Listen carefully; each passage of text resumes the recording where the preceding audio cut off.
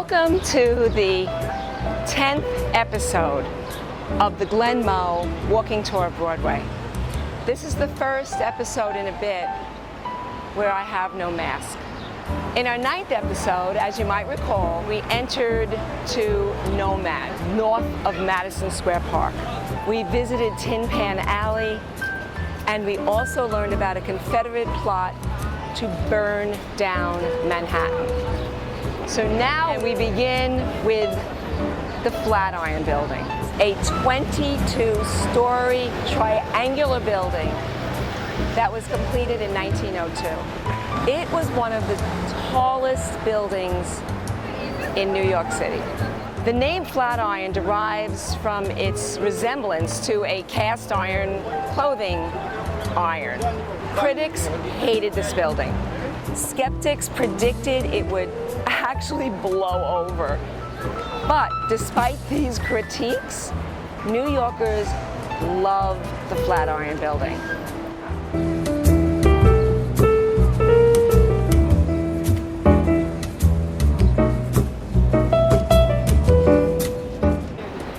We are in a historic district, Ladies Mile.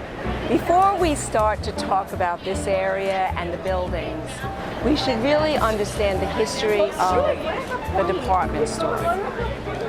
Founded on the dry goods store, small shops, a department store, by its nature, offers a wide range of consumer goods in different departments. This trend was taking shape in London and in Paris, but Stewart was the first modern department store in New York City. A.T. Stewart, an Irish immigrant, was a talented entrepreneur. He came to New York from Ulster, which I mention because that is where many of my Irish family comes from. He built a marble palace down on Broadway, which we'll talk more about in our Glen Moe walk when we get down there. He made the historic move to Broadway and 9th Street, where he built a much larger store. And his influence moved many of the store owners to this area. Tiffany's, B. Altman's, Gorman Silver. All of these beautiful buildings, the opulence, it created a safe space for women to shop unaccompanied by their husbands and fathers. This became the heart of Gilded Age New York.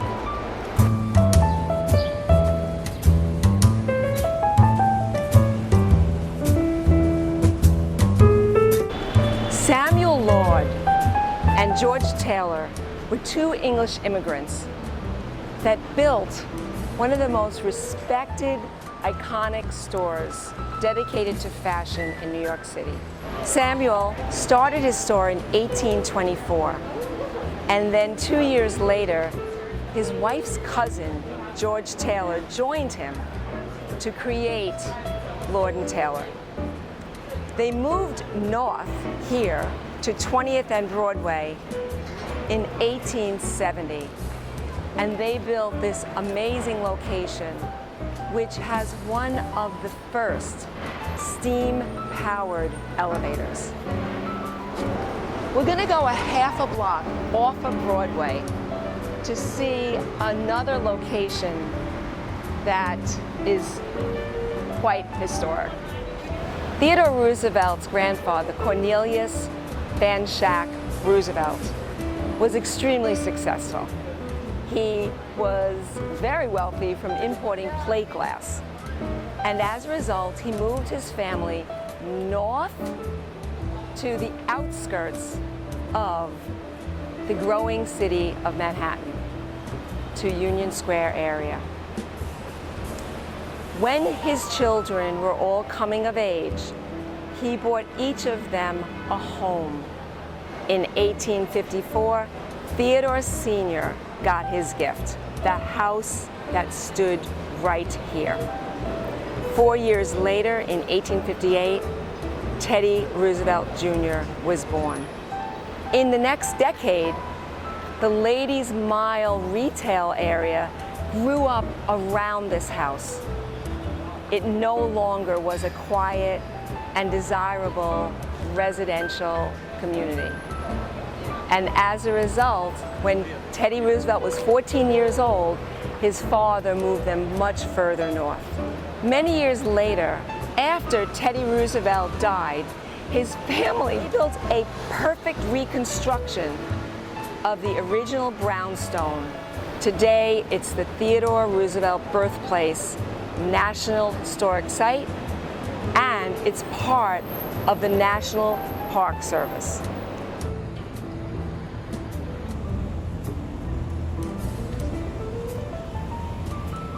We are now looking at the west side of Broadway at 19th Street, Arnold Constable. It was called the Palace of Trade. Wives of Grover Cleveland, Andrew Carnegie, Thomas Edison, J.P. Morgan, John D. Rockefeller came in their carriages to Arnold Constable. The original section of this building was constructed out of expensive marble. When they expanded all the way to Fifth Avenue, the new facade was made with cast iron.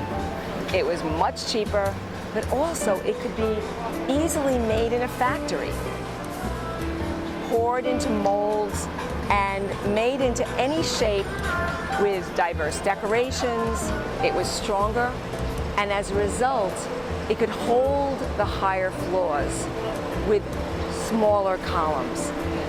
This construction allowed these stores for the first time to have expansive open areas, large plate glass windows that allowed for natural light, and large displays.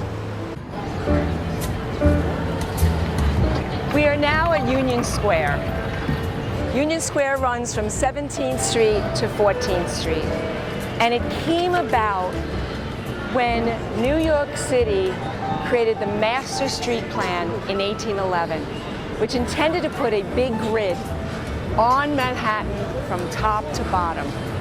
Broadway, as it traveled north, it made a severe shift and turn angle at this point. And it was much too difficult to build buildings around those angles. So the city decided to create a square, a park, in the union of these streets, and thereby the name Union Square. Union Square has been part of New York City history and really American history. There have been rallies and demonstrations held here since the 1860s. In September of 1882, over 10,000 workers came to the square in the first ever American Labor Day rally. In the late 1800s, the famous anarchist Emma Goldman spoke here many times for free bread for workers, for access to birth control. She drew big crowds and many times was arrested as a result. Most recently, Union Square was one of the centers of the protests after the murder of George Floyd. Following 9/11, in 2001, Union Square became a primary public gathering point for mourners, and vigils were held to honor the victims. In 1976, the Green Market program was started. There were originally 7 farmers at the first Green Market, and their selection sold out by 12 noon.